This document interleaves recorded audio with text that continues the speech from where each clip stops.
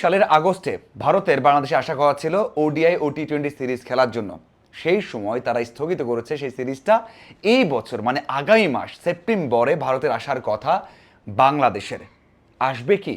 আমি আগেও বলেছি, এখন পর্যন্ত যেই সম্পর্ক দু দেশের তাতে আসার সম্ভাবনা অনেক কম, সংখ্যাটাই বেশি। কারণ সেই দেশের সরকার কি ভারত দলকে এই দেশে পাঠাবে?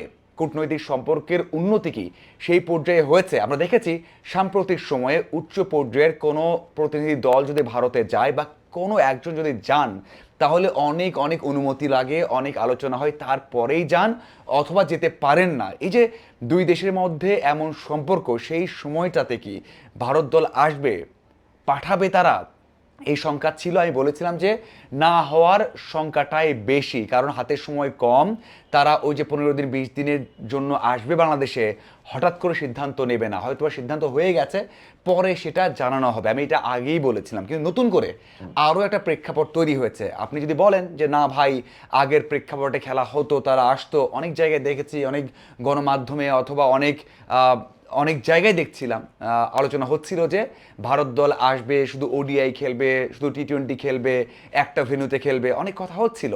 যদি সেটা হয়েই থাকে বা হবে মনে হচ্ছিল, তারপরেও নতুন করে যে প্রেক্ষাপট তৈরি হয়েছে, তাতে কি সম্ভব? তাতে কি দুই দেশের মধ্যে সম্পর্ক ভালো হলো নাকি একটু খারাপ হলো? তাতে সংখ্যা কি একটু বাড়লো না কমলো? সেই প্রশ্ন আসতেই পারে। দেখুন, এমনিতেই বাংলাদেশ দল 2000 সবশেষ যে বিশ্বকাপটা আছে 2026 সালে, এই বছরের শুরুতেই যেই বিশ্বকাপটা হয়েছে, সেই বিশ্বকাপে বাংলাদেশ দল যায়নি। ওই সময় ভারতীয় ক্রিকেট বোর্ডের সাথে বাংলাদেশ ক্রিকেট বোর্ডের যে সম্পর্ক তৈরি হয়েছে, অথবা এর আগে 2024 আগস্টের পর দুই দেশের যে সম্পর্ক তৈরি হয়েছে, তাতে কি সম্ভব? তাতে কি অনেক প্রশ্ন আসবে না?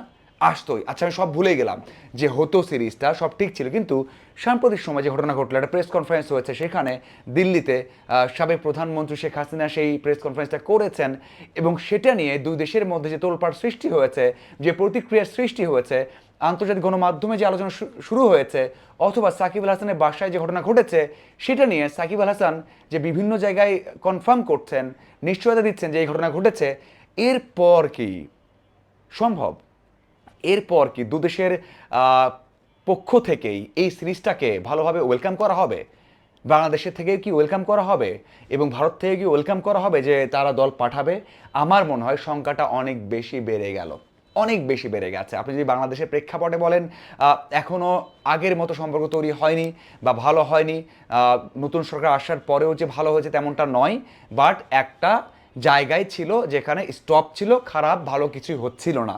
কিন্তু এই যে একটা প্রেস কনফারেন্স সাবেক প্রধানমন্ত্রীর, এবং সেখানে সাকিব আল হাসান যুক্ত ছিলেন, এরপর বাংলাদেশেও যে প্রতিক্রিয়া সৃষ্টি হয়েছে, তাতে তো আলোচনা আরও মানে আরও বেশি বিশৃঙ্খলা সৃষ্টি হয়েছে না হয়েছে।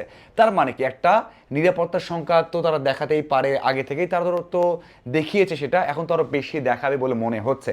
যদি তেমনটা হয়, তাহলে কি তারা দল পাঠাবে? আমার মনে হয়, আমি আগেও বলেছি, এখনও বলছি, নতুন করে যে প্রেক্ষাপট তৈরি হয়েছে, সেটা দুই দলের কাছে, দুই দেশের কাছে মনে হয় একটু আরও বেশি চ্যালেঞ্জিং হয়ে গেছে, আরও বেশি প্রশ্নবিদ্ধ হয়ে গেছে, আরও বেশি চিন্তার হয়ে গেছে। এই জন্যই আমি বলতে চাই যে সেপ্টেম্বর মাসে, সামনের মাসে যে 3 ম্যাচের ওডিআই সিরিজ, 3 ম্যাচের টি-20 সিরিজ হওয়ার কথা, সেটা যতটুকু এগিয়ে গিয়েছিল তার থেকে বেশি এই ঘটনার পর আরও পিছিয়ে গেছে। যদি সম্ভাবনা থেকে থাকতো, সেটা আরও সংখ্যায় রূপ নিয়েছে। আমি যেটা আগেও বলেছি, এখনও বলতে চাই যে বাংলাদেশ ভারতের এই সিরিজটা হবে না, হওয়ার সম্ভাবনা 10%ও নেই। আমি এখন বলতে চাই যে এই সিরিজটা আর হচ্ছে না। যদি হওয়ার সম্ভাবনা থেকেও থাকতো, এই ঘটনার পর সেটা আরও বেশি পিছিয়ে গেছে, আরও বেশি হবে না। আপনাদের কি মনে হয় যে এই দুই দেশের এই সিরিজটা দু দেশ থেকে এখন ওয়েলকাম করা হবে নাকি হবে না? আর এই প্রেস কনফারেন্সের পর এটা আরও বেশি চ্যালেঞ্জিং হয়েছে বা আরও বেশি প্রশ্নবিদ্ধ হয়েছে? জানাবেন।